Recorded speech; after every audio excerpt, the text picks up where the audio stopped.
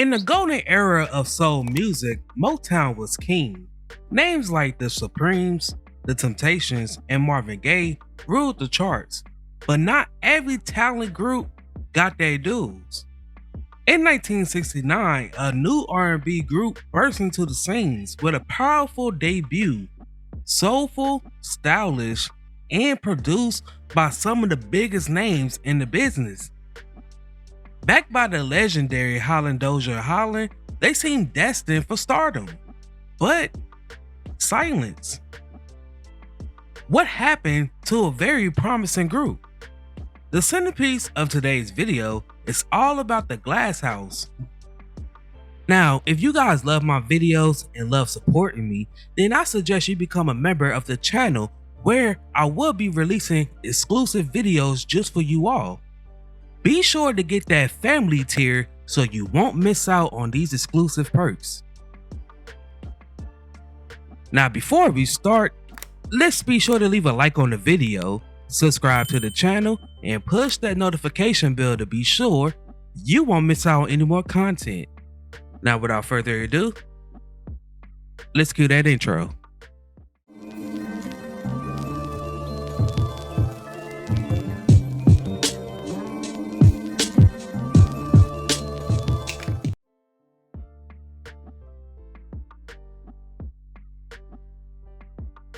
By the late 1960s, Holland Dozier Holland, the legendary songwriting team that was responsible for many of Motown's successes, have left the label to form their own, Invictus Records. Their goal was to have total control. One of their earliest projects was the Glass House, which was a carefully chosen group of powerful voices and unmistakable stage presence. The group members was Ty Hunter, Pearl Jones, Larry Mitchell, and Cherie Payne, who is the younger sister of Freda Payne. Payne, Jones, Hunter, and Mitchell impressed Holland Dozier Holland individually as they was assigned to be members of the Glass House. This was a group that dressed in futuristic uniforms rather than traditional clothes. The original plan for this group was for Payne and Hunter to eventually break out as solo acts.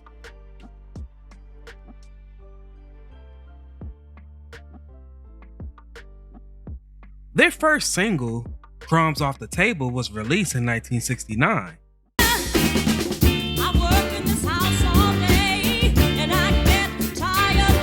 This was a strong, groovy song that quickly climbed to the R&B charts. The song was a catchy, soulful, and it was a smash. The song peaked at number 7 on the Billboard R&B charts, also peaking at number 57 on the Billboard Pop charts. This song was Invictus Records' very first release. The group, they had all of the right elements: Holland's vocals, driving rhythms, and of course having the trademark Holland Dozier Holland creative brilliance. Critics and fans both saw potential in the group. Their next single, I Can't Be You, You Can't Be Me, was released in June of 1970. The song peaked at number 33 on the Billboard R&B charts and number 90 on the pop charts.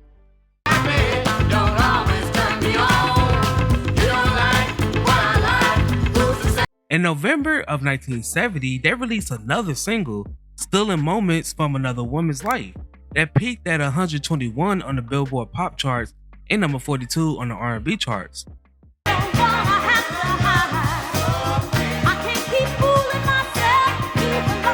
The group's follow-up hit, If It Ain't Love, It Don't Matter, ended the group's pop chart streak, peaking at number 42 on the R&B charts.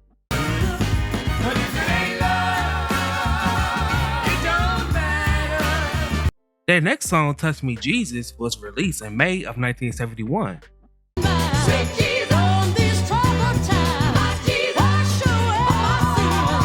The song flopped.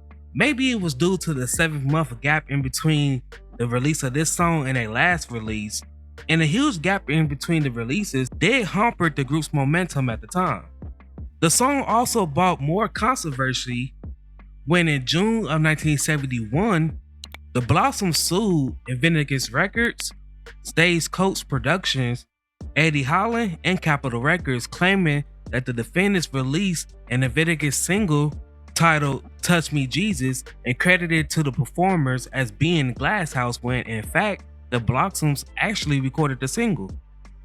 The group went on to release another single, Look What We Done to Love, which was a gorgeous Ty Hunter-led ballad that reintroduced the group into the main charts, peaking 101 on the pop charts and number 31 on the R&B charts. Oh, baby, we've got to get it straight. Their following song, Playing Games, was released in January of 1972. In my mind, feeling all of the time. Now this song pretty much accomplished nothing and it was a complete washout. The group's debut album, Inside the Glass House, was released without fanfare in late 1971, and also the album cover included no images of the group. The release of Giving Up the Ring in March of 1972 kept the group on the wrecking ball. Down and out, down for the count. 1, 2, 3. So knock me to. Now the group's final charted hit was a self-titled Thanks I Needed that peaked at number 47 on the Billboard R&B charts. For one girl, so I decided, show deep, take love and honey. The album, Thanks I Needed That, was published in 1972, and after the release of this album, it effectively ended the group's existence.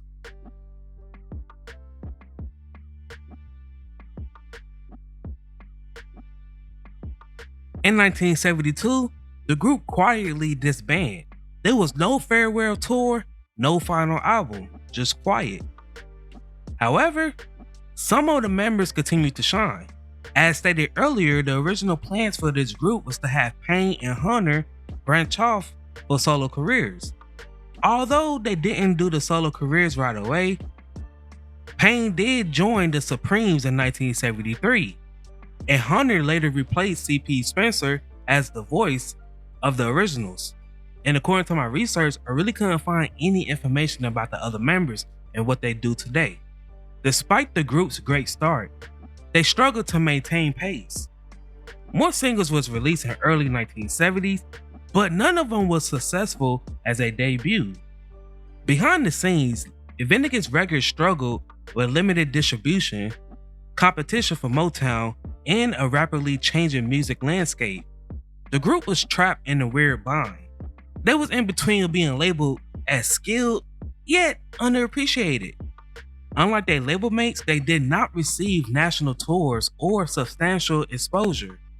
They was never as successful as Honeycomb, Free to Pain, 100 Proof, 8th Day, Flaming Ember, Chairman of the Board, or Laura Lee, who was all under the same label.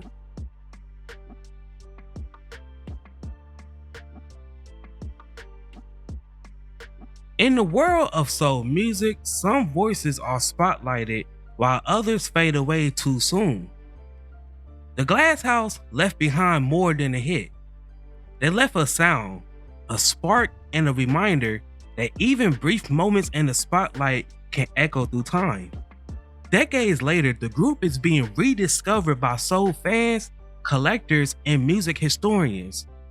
Sadly, on February 24th, 1981, Ty Hunter passed away at the age of 40 from lung cancer.